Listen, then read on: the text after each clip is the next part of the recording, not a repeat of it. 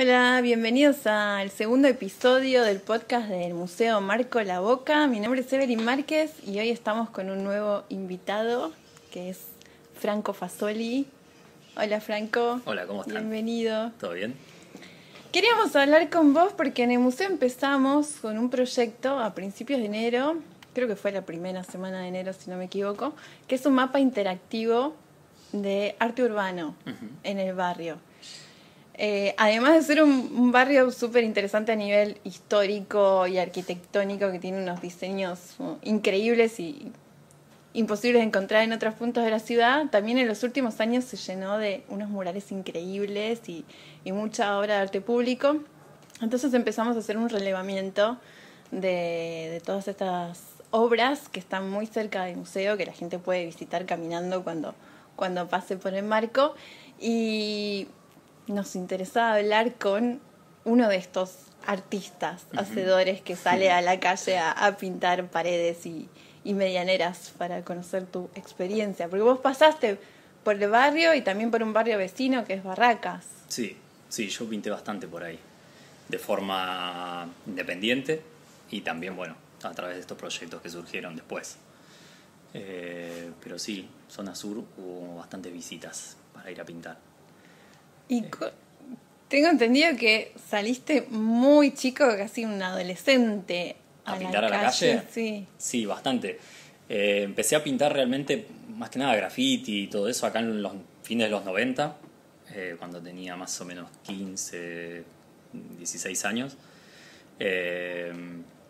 Nada, por mi propia cuenta. Salía y pintaba en el barrio. Yo soy originalmente de Chacarita. Y había un paredón muy grande que es el viejo, era un viejo hogar de niños, que estaba justo enfrente de mi casa. Entonces salía y lo pintaba y volvía a mi casa, no había ningún problema, no había ningún riesgo. Bueno, así empecé a pintar de a poquito. ¿Qué pintabas? En ese momento no había casi información, no había mucho internet. Entonces fue ir aprendiendo qué es lo que era el graffiti, o sea, de dónde venía. Pensando siempre el graffiti no desde la pintada política ni la pintada de Boca te quiero y ese tipo de graffiti es lo que estábamos acostumbrados, sino a este graffiti que se originó más como en Nueva York en la década de los 70 y todo eso, que a mí me llamó la atención porque yo estaba más relacionado con el mundo del skate, del rap y de todo eso, y el graffiti me parecía como una rama que venía de todo eso, pero que al mismo tiempo tenía esta cuestión de pintar, ¿no? El pintar, no necesariamente desde el lado de lo ilegal me interesaba ni de la rebeldía, sino de salir a pintar por mi cuenta. Entonces nada, aprender sin internet en ese momento era salir a hacerlo y a salir a buscar a otros que lo hicieran. Encontrar alguna que otra revista que en ese momento se conseguían en Tower Records, era el único lugar que había revistas de graffiti. Había olvidado la existencia de Tower Record, el que estaba en Cabildo y Juramento. Sí. Ahí traían de vez en cuando revistas y bueno, aprender de qué se trataba eso. A mí me llamaba la atención porque yo salía y ponía, por ejemplo, en estas letras ilegibles que tiene el graffiti, yo pensaba que ahí estaban escondidos mensajes o que había el nombre de alguna banda. Entonces yo salía y hacía más o menos lo mismo, hasta que entendí que era una cuestión más de ponerse un nombre, crearse una especie de identidad falsa y salir a copar ciertos barrios con este nombre. Hasta que yo llegué a entender eso, pasó un tiempito, empecé a conocer otros que hacían graffiti en Buenos Aires, que para ese momento éramos muy, muy poquitos, principalmente influenciados por gente que venía de otros países, más que nada de Brasil y de Alemania. Hubo como oleadas de brasileros viniendo durante los 90 a Buenos Aires, que aprovechaban la cercanía y lo fácil que era pintar acá, y hicieron como ciertas misiones y dejaron sus grafitis por la ciudad, y esos fueron los primeros grafitis que nosotros, como más porteños locales, vimos y de los que aprendimos. ¿Y eran escrituras como la Pillazzao sí, o eran...? Todavía no, o sea, acá nunca vinieron los brasileños a hacer específicamente Pillazzao, pues vinieron grupos como los Gêmeos, que son dos hermanos muy, muy conocidos en Brasil, con Espeto y otros nombres que ya son de generación más grande, de la primera generación de graffiti de Brasil, estamos hablando de los 80, y hacían estas letras y personajes un poco ilegibles, No tan parecido a lo que es el graffiti de Nueva York, que tiene como otra estética. Entonces a mí me llamaba la atención precisamente eso, que tuvieran esta cosa como de graffiti, pero que después con el tiempo aprendiendo te das cuenta que tenía algo de Brasil también, incorporado a ciertas estéticas brasileras que bueno, en su momento me resultó interesante para después pensar cómo se puede también usar un graffiti más acorde al lugar de donde es uno, ¿no? Ya que uno trabaja y utiliza ese territorio, tratar de aportarle también algo de ese territorio. Para mí fue muy importante esa influencia de los brasileros en ese momento. Pero bueno, como te decía, no había casi información, era todo muy de boca a boca, encontrar ciertas cositas que nos iban pasando. No teníamos material, no había ningún tipo de material, no había nada específico. Simplemente eso, encontrarse en ciertos lugares. Hay un lugar muy mítico del graffiti que es la calle Donado, la avenida Goyeneche allá en Saavedra, que es un tramo donde en la dictadura iban a hacer una autopista y simplemente tiraron los edificios y nunca construyeron la autopista. Entonces quedaron paredones gigantes, interminables, en donde uno podía ir ahí a pintar y no pasaba nada. Entonces eso es algo que pasaba en Buenos Aires, que era graffiti que supuestamente es ilegal en otros lugares. Acá uno pintaba sin ningún tipo de problema. Te ibas a este parque, te hacías tu grafito tranquilo y estaba todo bien. Y así fue, y creo que un poco sigue siendo. Siempre fue bastante tranquilo y divertido pintar graffiti acá. Y ahí es donde empezaste a usar el seudónimo de Jazz. Ahí me impusieron un seudónimo porque, como te decía, yo no tenía idea que había que utilizar un seudónimo. Yo pensaba que el graffiti era desde otro lado como se encaraba. Entendí que había que tener un seudónimo, que había que ponerse esta especie de alter ego que es más entendible en otros países donde es realmente ilegal el graffiti. Claro, eso te iba a decir. Yo como outsider a mí me da esa sensación de acá en general la gente firma con su nombre y sí, no hay ningún problema nada con eso. No es tan común que sí, alguien sí. use, no sé, está pum pum, pero que no quiere develar su identidad. No quiere develar su identidad. Pero no hay tantos en general que firmen con un... Acá realmente porque no hubo una persecución. No hay una persecución porque, como todos sabemos, hay otros problemas que realmente hacen que el graffiti sea no se lo ve como una problemática en la que haya que estar completamente oculto. En Europa o en Estados Unidos los grafiteros no pueden tener nada, ni un aerosol, ni una huella digital fuera del lugar, porque enseguida la policía, los Vandal Squad, los vienen a detectar. O sea, ya saben, hay un registro. Es realmente como una cuestión de riesgo real. O sea, podés tener años en la cárcel y multas enormes en otros lugares. Acá era un poco, se copió la estética, un poco la adrenalina que genera, pero también el riesgo va por otro lado.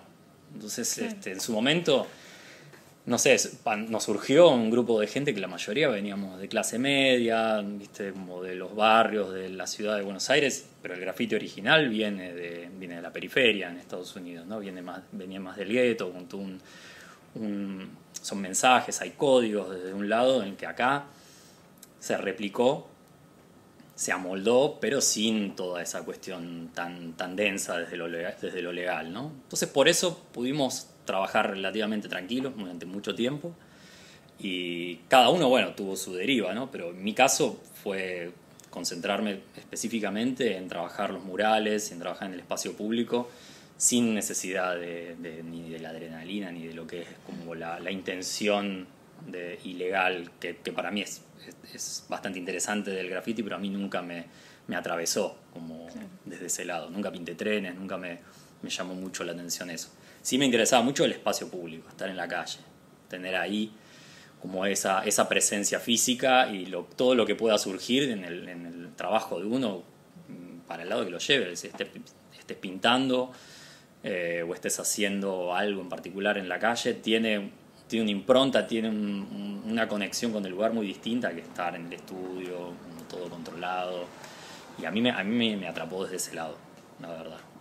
Igual es un poco paradójico lo que decís, porque por un lado está esta prohibición absoluta de que te vienen a detener, pero por otro lado organizan festivales sí, también, financiados. También pasó por el mucho Estado. tiempo, claro, desde una cosa a la otra. Imagínate lo que te estoy contando como del principio es alrededor del 98, por ahí. Lo que surgió, lo que empezó a suceder, por lo menos a nivel mundial, a mediados de, no sé, de los 2000, hubo como una especie de boom, sobre todo de los festivales de murales, que en un principio eran completamente under, muy autofinanciados, muy autogestionados, y de repente empezó a ser visible todo esto. Entonces personajes que antes eran perseguidos o tenían una cuestión ahí legal muy fuerte, de repente eran super mainstream. Y empezó a suceder en todo el mundo. Ahí es donde un poco, desde mi experiencia y varios otros colegas de acá, empezamos a viajar y empezamos a involucrarnos también en eso otro que fue surgiendo, pero que no era, por lo menos en mi caso, no fue una intencionalidad. Surgió, empezó a haber festivales, empezó a tener una visibilidad que ni nos imaginábamos que podía llegar a tener. O sea, después creo que hasta se dio vuelta completamente la tortilla. Claro. Las primeras movidas o proyectos a los que me tocó ir todavía conservaban esta cuestión más independiente, bastante under en cierto punto, autofinanciados, autogestionados, vinculados a proyectos de colectivos de artistas muy pequeños en ciertos lugares, que tenían una relación con el graffiti, pero no necesariamente con el graffiti tan vandálico, por así decirlo, sino más de el mural o de hacer ciertas intervenciones en el espacio público. Ahí es donde yo ya me quedé prácticamente, ahí me metí en esa brecha que se abrió y me abrí, por así decirlo, un poco como del graffiti más ortodoxo. El grafitero ortodoxo le gustan ciertas reglas o le interesan ciertas reglas que no se amoldan a eso. Quieren seguir pintando por donde puedan y donde quieran y sin que nadie les organice nada.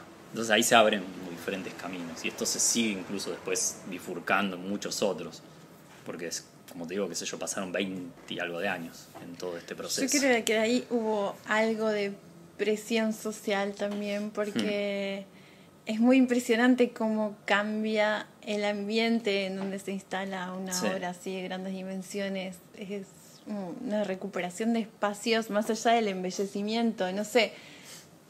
Es como que el lugar se vuelve más luminoso, más seguro, te genera determinadas sensaciones que yo creo que la gente, los mismos vecinos empezaron a exigirlo, empezaron a apreciar. Era un caso muy particular para mí cuando empecé a viajar y empecé a vivir la experiencia que yo había adquirido acá pintando en Buenos Aires, ver la reflejada en otros lugares. Por ejemplo, acá en Buenos Aires siempre hubo muy buena recepción cuando nosotros salíamos a pintar. Mucho antes de que algo estuviera organizado. Simplemente nosotros salíamos un domingo X a pintar, pedías un permiso al dueño y se generaba toda una cofradía de vecinos y de gente que se iba acercando por esa instancia de estar pintando, que en otros lados tal vez no se daba porque estaba más vinculado a lo que era el graffiti, era igual vandalismo, ¿viste? Claro. Como destrucción del espacio público, donde el espacio público es realmente muy controlado.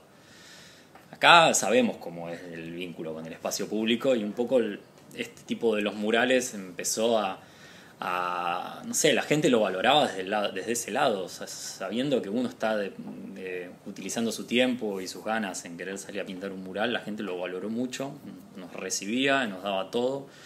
Después eso, bueno, fue creciendo, hubo ciertos nichos que se empezó a explotar más todavía, como en su momento era Palermo, cuando después de la crisis del 2001 hubo un boom en todas las zonas de Palermo, lo que fue Hollywood en Camboya, todos los murales que se armaban por ahí, que seguían siendo independientes, ¿no? Fue un foco en el que se mezclaba el diseño, las primeras incursiones de ciertos diseñadores e ilustradores en el mundo del mural. De repente nos cruzamos nosotros que veníamos más del graffiti. Hubo ahí una sopa que fue bastante interesante. Pero bueno, esto estamos hablando hace bastante también. Hoy día lo veo bueno, igual sigue siendo uno de los focos. Sigue siendo, sí, sigue siendo un foco, pero en ese momento era muy espontáneo, muy surgía. O sea, salíamos a pintar y eran ciertos lugarcitos. Se empezaron a organizar las primeras movidas de artistas que nos vinculábamos por eso. De repente nace la Galería Turbo, que era del grupo Doma, que nucleó como los primeros artistas de ese palo que empezaban a mostrar también otro tipo de obra, los primeros festivales, y bueno, y al mismo tiempo paralelamente, muchos de nosotros, empezamos a viajar, a ver estas mismas experiencias en otros lugares, a traer un poquito de otros lados. Y bueno, así se fue dando y ya pasaron 20 años. ¿En qué ciudades estuviste haciendo? Estuve en muchísimos lugares. Estuve mucho en Estados Unidos, principalmente. En España, donde después terminé viviendo muchos años también. Francia, pero bueno, pinté en Sudáfrica, pinté en Turquía, en Túnez, en República Dominicana, como en lugares que de repente la cuestión ya del mural, como mucho más establecido, empezó a tener esa influencia en el que de repente todas las ciudades empezaban a exigir o a interesarse en tener estos murales, y a muchos muralistas que ya de repente empezaban a tener cierto reconocimiento internacional empezaban a invitar a diferentes proyectos. Y bueno, esos fueron unos periodos increíbles de estar viajando, no sé, 10 veces al año por todos lados. Wow. Y fue bastante intenso. Pero bueno, sí estuve en un montonazo de lugares. Bueno, esa es una particularidad de los artistas que hacen este tipo de obras que a mí me llama mucho la atención. Que tienen que ser muy desapegados. Sí.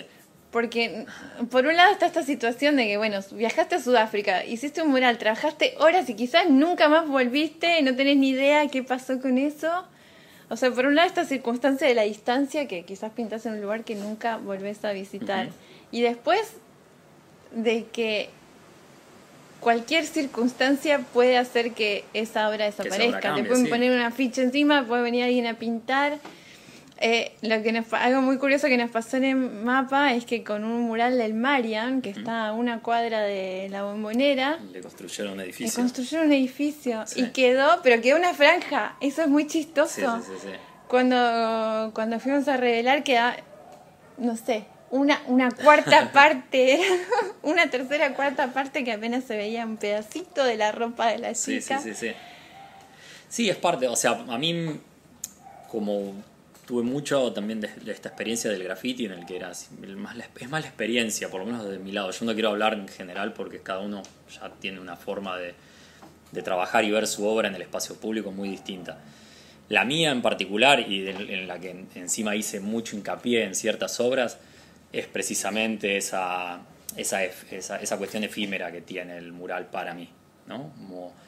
De hecho, en un periodo trabajé específicamente para que esas obras se deterioraban incluso más rápido de lo que aparentemente podría ser si las haces con pintura.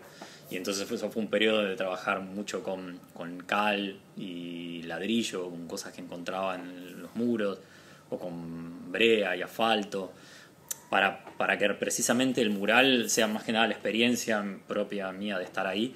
Y después el mural en sí tuviera un periodo que se vaya degradando incluso más rápido, ¿no? Pero hay muchos otros que le interesa que esa obra perdure, que exigen que se cuide, que se... Sí, pero es muy difícil de controlar eso si estás trabajando en vía pública. Y sí, pero bueno, hay muchos otros que exigen ciertas cosas. Y algo que generó que todo este boom haya sucedido y que los festivales de repente se institucionalicen tanto, y que los artistas entre comillas, se profesionalicen, es que empezaron a haber exigencias que no son muy propias de lo que era esa raíz del graffiti, esta cosa más de salir a pintar porque uno quiere salir a pintar, ¿no? Entonces, todo el panorama cambió y muchos artistas ya hoy día exigen ciertos cuidados para con esas obras. En mi caso, nunca lo fue. La obra que duró, la obra que no duró, con la que me reencuentro y revisito, hay una relación en la que para mí es más importante ese paso del tiempo, o valoro mucho ese paso del tiempo que hubo en esa obra, más que el que si se cuidó perfectamente o no. Si se cuidó y es la intención de, tipo, hasta charlada, para mí no hay problema, pero a mí me gusta que la obra tenga como un periodo, que se vaya sucediéndole cosas. Sobre todo me acuerdo cuando pintaba en Villa Crespo, que era donde tenía antes mi viejo taller, pintaba siempre alrededor del taller. Y hubo varias en que fueron demolidas directamente y construyeron edificios. Y nos pasó a muchos de nosotros. Como tener ese registro también a mí me interesaba. Y bueno, y de esa forma vas un poco ganando ese desapego, si te interesa o no. Si no, ni salgas a hacerlo, porque la vas a pasar mal. Es algo fundamental para todo esto. Después hay otra cuestión que es todo este boom y todo este tipo de movimiento tuvo mucho impacto en lo que es el Internet, ¿no? El Internet fue una herramienta fundamental para esto, ese registro que no solo es el que hago yo, es el que hace una vecina que pasa, este otro que le interesa y saca foto y se publica y se recontrarrepublica, y esa obra empieza a tener una entidad digital que la sobrepasa incluso en su entidad física. Y para mí es también interesante como algo que es completamente efímero o muy efímero, por lo menos desde mi lado en la calle, empieza a tener esta perdurabilidad que no sabemos cuánto puede ser, pero está ahí, está latente, está en el internet, está dando vueltas. Y además te debe dar mucho feedback. Sí, un montonazo. Imagina que, no sé, te deben comentar o quizás etiquetar en fotos que se sacan. Sí, por eso se hizo murales. muy viral, ¿no? Todo el movimiento que en cierta medida creo que también hizo que pierda un poco esa raíz como mucho más contestataria o más independiente, porque de repente empezó a haber una visibilidad que ni nos imaginábamos que iba a suceder. Pero bueno, esa visibilidad vino con otras posibilidades, otras responsabilidades también, y también otras formas de interpretar tu propia obra, porque de repente al estar tan viralizada, tan diversificadas los puntos de vista, la foto que sacó es como que ya la obra se empieza a convertir también de las otras personas que la toman, ¿no? Entonces a mí me sirvió también para reflexionar un montón sobre esas obras que yo hice de puertas para afuera, y en mi caso en particular hizo que también me meta mucho más adentro, o sea, empezar a trabajar en otros lugares o desde otra perspectiva, y cuando salí a la calle era algo más puntual, ¿no? Entonces fue ahí como una balanza o una cosa que me fue llevando a otros lados. Claro. Pero bueno, ahí cada uno sus experiencias. Bueno, eso es muy curioso porque vos también tenés tu obra de pequeño y mediano formato, más de estudio, digamos, entre comillas, y que no son pinturas, que aparentan serlo quizás si las ves a cierta distancia, pero cuando te vas acercando descubrís que es papel, Sí. que son unos collages increíbles. ¿Cuándo empezaste a trabajar con esa técnica? ¿Cómo aprendiste? Y el collage, como muchas otras lenguajes con los que fui trabajando, precisamente porque si hay algo que a mí me interesó mucho incluso en los murales era la cuestión de las materialidades, ¿no? Trabajar con materiales, que creo que tiene un poco una raíz de yo venir de la escenografía, y en la escenografía trabajar con un montón de herramientas. Nace desde un lado muy formal, precisamente como una exploración formal a través de los materiales, que muchos vienen de unas primeras exploraciones en la calle, que luego las metí en mi práctica más de estudio, y dentro de esas pruebas o exploraciones de diferentes materiales aparece el papel en un momento de una residencia, en la que tuve mucho tiempo y plata para hacer lo que quería, y específicamente me forcé a trabajar con un material con el que nunca había trabajado. Y bueno, de ahí surge el papel, la idea del collage, la idea de la superposición, la juxtaposición de color y de formas, que también tiene un cierto vínculo con el tema de los afiches, ¿no? Hice algunas obras en las que el papel viene de afiches y se mete en el estudio y se convierte en obra, y viceversa. Entonces ahí siempre le encuentro alguna línea que me lleva otra vez a la calle y la vuelvo a meter en el estudio. Pero bueno, el papel, eso, me sirvió para trabajar por los últimos 7, 8 años, mis imágenes o mi imaginario, mi lenguaje, con una técnica que más allá de que se fue ampliando, porque después empecé a hacer mi propio papel o después empecé a trabajar el papel pintado, o sea, fui explorando mucho toda esa técnica. La veo como un periodo, es un periodo de exploración a través de un material. Y hoy día, por ejemplo, sigo trabajando collage, pero ya desde otro lado, ¿no? Un poco ahí soy muy abierto a que los materiales y esos lenguajes puedan surgir, vayan dando nuevos y así ir cambiando. No tengo mucho problema en desarmar la estantería y volver a armarla. Y bueno, un poco ahí en esa estoy. Y saliendo del soporte y pasando al contenido, vos tenés un imaginario muy particular de estos seres que son como animales antropomorfizados o humanos un poco animalizados. ¿De dónde salió esa estética que desarrollaste? Que eso se comparte en tus dos modos Sí. de actuar. Sí, han tenido un poco el reflejo en los dos lados. Empezaron a surgir cuando, como te contaba hace un ratito, apareció este interés incluso en el graffiti, en los primeros grafitis que hacía, de trabajar con ciertas estéticas, ciertas historias de mi lugar, de Buenos Aires principalmente.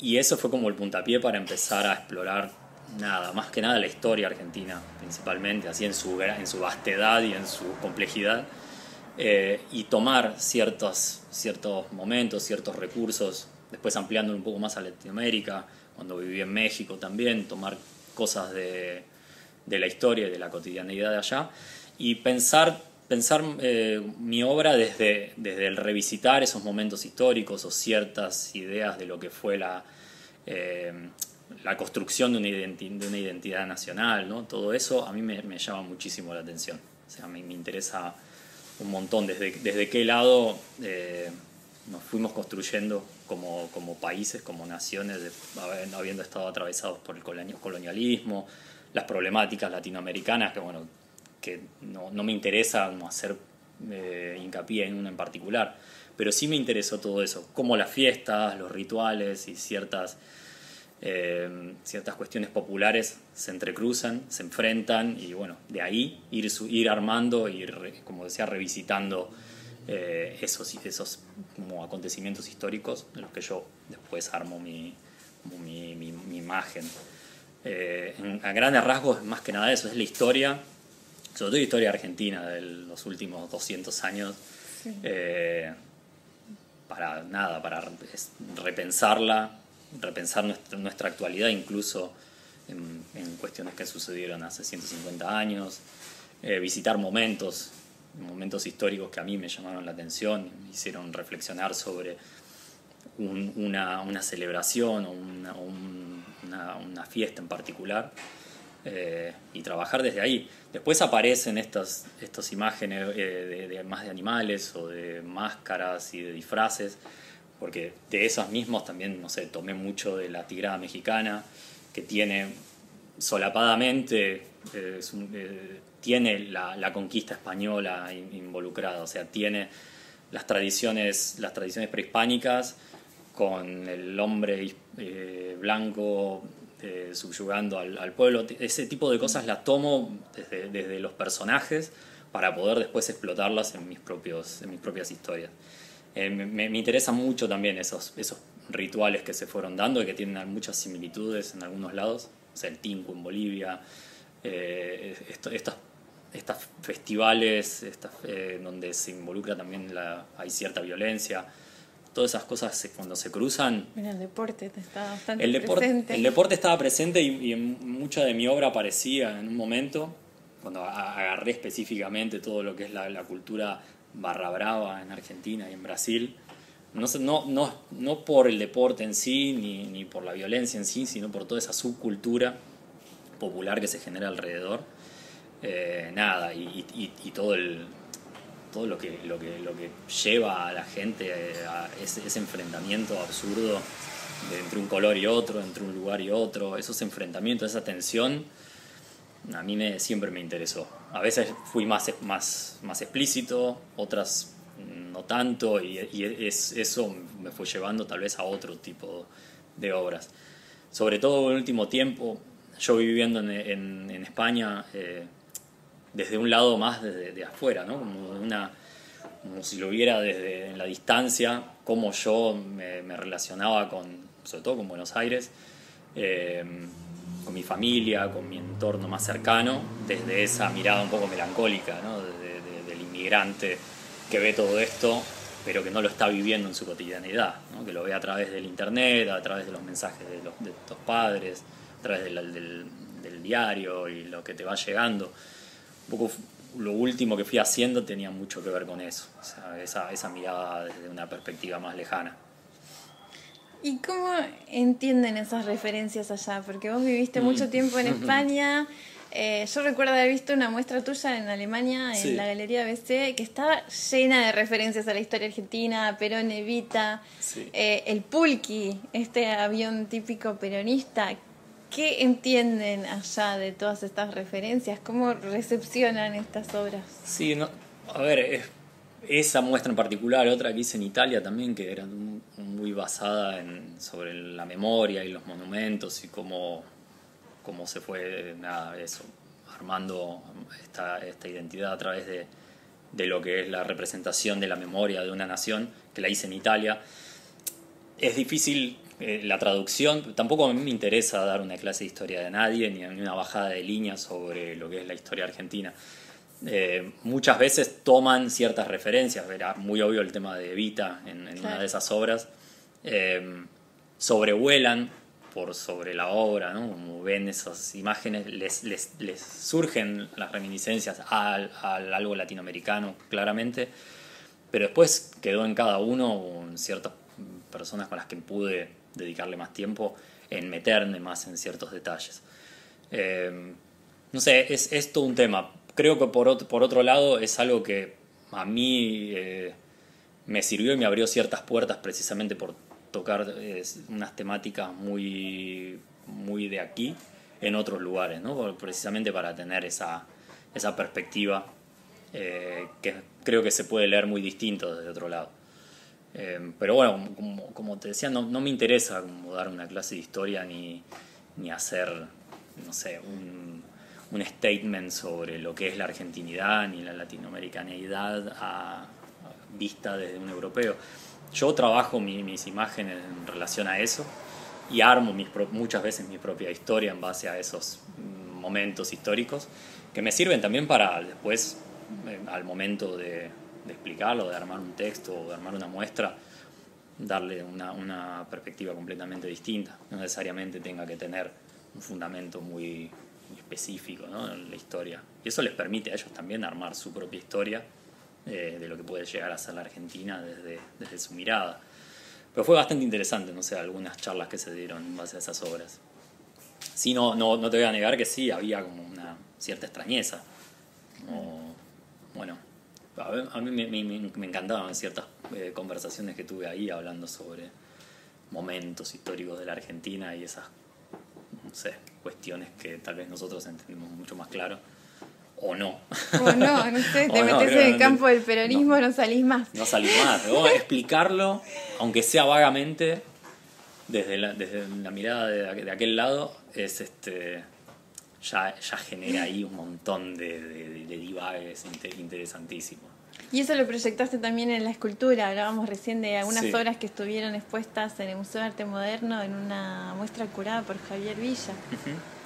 Sí, esas eran parte de esa muestra que te decía en Italia, que tomé primero el caso puntual de la obra del monumento de Juan Azurduy y el Colón, detrás de la Casa Rosada, que me llamaba la atención como una perspectiva de un gobierno de turno sobre la identidad de un lugar o sobre un monumento en particular que representa o se refiere a un momento histórico de ese país.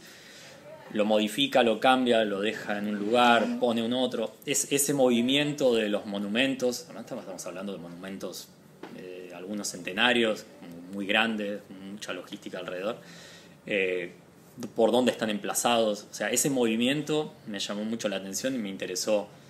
Además fue el periodo en el que estuvo mucho tiempo el Colón desarmado en esa plaza, cómo estaba fragmentado. Después me acuerdo de leer unos textos que había hecho, o una reseña que había hecho Santiago Rey al respecto, como pensando cuánto más impactante podía ser esa imagen de ese Colón desfragmentado para hablar de lo que puede llegar a ser los pueblos originarios o una identidad más local, que el simplemente poner un monumento de Juan Azurduy a toda la estética europea del monumento se refiere, ¿no? Como de bronce, sobre un pedestal, ¿no? Cuanto más fuerte era esa imagen de un Colón desfragmentado con una cinta de peligro, ¿viste? Esa imagen me llamó mucho la atención y eso que dijo Santi en ese texto me quedó ahí boyando durante mucho tiempo Y en base a eso, nada, empecé a pensar ciertas obras basadas en monumentos reales que hay en la ciudad, sobre todo acá en la ciudad de Buenos Aires, y cómo podía hacer este juego de repensar la ciudad como si fuera una especie de campo de juego de Warhammer y de estos juegos de rol, de ir poniendo los personajes estos y que resignifiquen esos lugares en el que cada uno está. Bueno, eso fue toda una serie que fueron esculturas y unos cuadros, pero donde también hice una réplica del caballo de San Martín, no en escala real, bastante más pequeña, pero en un material muy liviano, más pobre, de telgopor, y me lo llevé en un recorrido desde España hasta Italia, cruzando los Pirineos y cruzando los Alpes de una manera simbólica, ¿no? De cruzar y volver a donde por lo menos mi familia tiene origen, llevando San Martín y emplazándolo en diferentes lugares. De esa manera un poco fue como armé toda esa muestra y ahí quedó el caballo. ¿Y fuiste haciendo registros? Haciendo el registro cruzando ahí las montañitas. Wow. Y después lo tiré en Italia, quedó allá. Sí, hoy día volvieron acá a Buenos Aires solamente esas que estuvieron en el museo, que era interesante también en el museo donde estaban emplazadas. Bueno, toda la muestra fue muy, muy interesante cómo hacía ese recorrido geográfico, histórico de la Argentina. Sí. Y estas aparecían ahí en ese momento en el que aparece el cuerpo, el bajar a tierra, ¿no? Como estos ideales de lo que es la nación, ¿no? Y ahí aparecían los monumentos y lo que se proyectaba de lo que tenía que ser una Argentina en ese momento. Ahí están. Y el año pasado creo que estuviste entretenido porque sacaste estos 2 libros increíbles que los editaste en España, me contabas. Público privado es el nombre del libro, tiene 2 tomos en referencia a tus 2 facetas artísticas. Sí. ¿Cómo fue el proceso de este libro? Una especie de retrospectiva de tus trabajos. ¿Vos ya venías haciendo un registro fotográfico? Sí, la idea fue tomar 10 años puntuales que para mí tuvo más que nada un quiebre en el año 2009, donde el trabajo mural mío empezó a tener... Como lo empecé a encarar desde otro lado. Ya venía pintando hace mucho tiempo en la calle, pero para mí el 2009 fue un momento en el que tanto el trabajo mural lo empecé a pensar desde otro lado, también empecé a viajar en ese momento, y paralelamente lo que hacía en el taller empezaba a tener un rebote de lo que sucedía en la calle. Entonces, creo que ese fue el momento en el que empezó a haber un diálogo entre esos dos mundos, que por más que soy el mismo artista, el que fue surfeando los dos contextos, cuando uno ya lleva un tiempo en eso, empezás a ver que pueden generarse hasta caminos completamente paralelos. A mí siempre me interesó que haya ir tirando puentes entre uno y otro, pero no solo a través de mi trabajo, también entre los munditos que se generan en ambos esferas, ¿no? Muchas veces, o algo que sucedía hace mucho tiempo, cuando todavía era menos conocido todo lo que pasaba en el mural, es que uno podía tener un camino completamente paralelo a lo que sucedía en lo que podemos llegar a entender como el mundo del arte más institucionalizado. Siempre me interesó ir de un lado al otro, ir como hilvanando un mundo y otro, y que uno nutra al otro. Y con el libro la idea era hacer este repaso, pero pensándolo como si hubiera sido yo 2 personas prácticamente. Que se une, cuando uno ve el libro hay uniones, pero por eso elegí que hubiera 2 diseñadores gráficos, se diseñó por separado. Hicimos 2 libros con una edición bastante distinta una de la otra, pero que en fin están los 2 unidos por esta especie de velo translúcido que los junta. Y lo de público y privado, bueno, más allá de la obvia referencia hacia lo que para mí fue un terreno de trabajo de cada uno más que nada en mi taller y el otro en el espacio público. También está esa idea de que muchas veces en mi trabajo se vio el abrir ciertas cuestiones más privadas, desde como eso de que hablábamos, de cómo yo puedo ver mi contexto, mi historia, y las pongo de repente en un espacio público, y como es de cuestiones del espacio público, como puede ser lo de los museos y eso, me lo llevo al espacio privado. Pues bueno, hay un montón de otras cuestiones que después se pueden ir ampliando y que me fueron ayudando también. Tiene 2 prólogos, uno de Diane Eisenberg y otro de Lian Chali, que para mí son y siguen siendo 2 grandes referentes, no necesariamente uno del espacio público y del espacio privado, los 2 también se han ido nutriendo uno del otro, pero sí claramente para mí fueron 2 compañeros, una maestra, 2 maestros en sí, más que compañeros, pues aprendí un montón de ellos, para entender y reentender lo que es las problemáticas de trabajar en los 2 campos, ¿no? Y tratar de ser consciente y conciso de que trabajas en los 2 campos y que se van nutriendo uno al otro. Para mí es un tema como también fundamental dentro de todo mi devenir, el ser muy consciente de la implicancia que tiene uno puertas afuera, la que puede llegar a tener puertas adentro mi trabajo, y reflexionar en base a eso. Y bueno, sigo ahí dándole vueltas a muchas de esas cuestiones.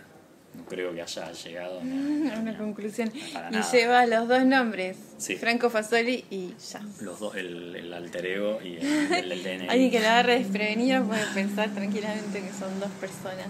Sí, es eso. Para los que tienen una raíz en su trabajo relacionada con el graffiti, el seudónimo se termina convirtiendo en parte de uno.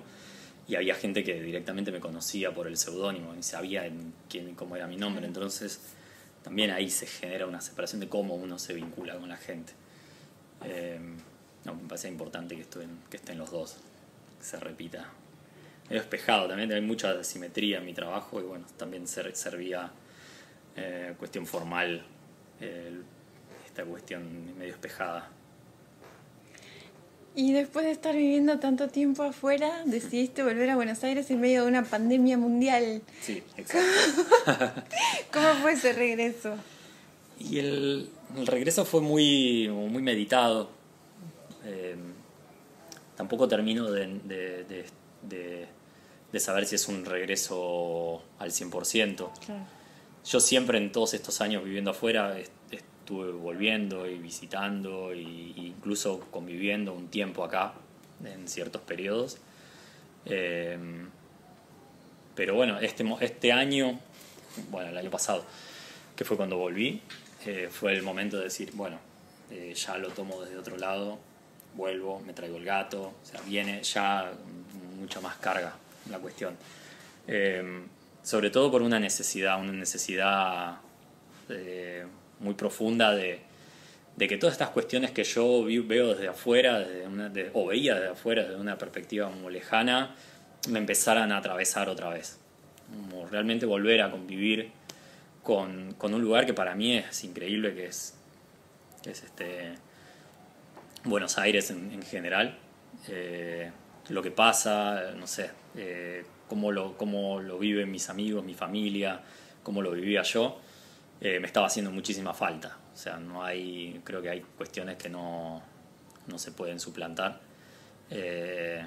Y volví un poco a eso, a estar acá, simplemente a estar acá, a compartir otra vez con la gente de acá, que ya hace 7 años que me fui, y creo que es un periodo lo suficientemente grande como para uno darse cuenta si necesita volver o no. Y para mí era claro, era clarísimo. Pasa que bueno, no esperaba la pandemia y todo lo que ya sabemos que pasó, que hizo bastante más difícil ese regreso, pero bueno, se pudo hacer. Y acá estoy. Bueno, bienvenido. Es hora de renovar tu repertorio de murales por la ciudad. Sí, de a poquito. Estuve pintando el otro día algo, muy chiquitito. Sí. Bueno, ya nos contarás. Pues sí. Bueno, muchas gracias, De Franco. nada. Buenísimo. Para ver el mapa interactivo de arte urbano que mencionábamos, pueden acceder desde nuestra web o desde el Instagram @marcolaboca. Y en el Museo Marco ahora estamos en el tramo final de la exposición Estopani Legabre de París a Buenos Aires. que es una muestra antológica que reúne el trabajo de los últimos 50 años de los artistas Juan Estopani y Jean-Yves Legabre. La muestra cierra prontito, el 7 de marzo, así que pueden visitarla de miércoles a domingos de 11 a 19 horas. Para reservar la visita pueden escribirnos al mail info@fundaciontrespinos.org o hacerlo a través de nuestra web museomarco.org. Síganos en nuestras redes sociales para enterarse de todas las novedades. Un beso y nos encontramos en el próximo episodio de Marco Podcast.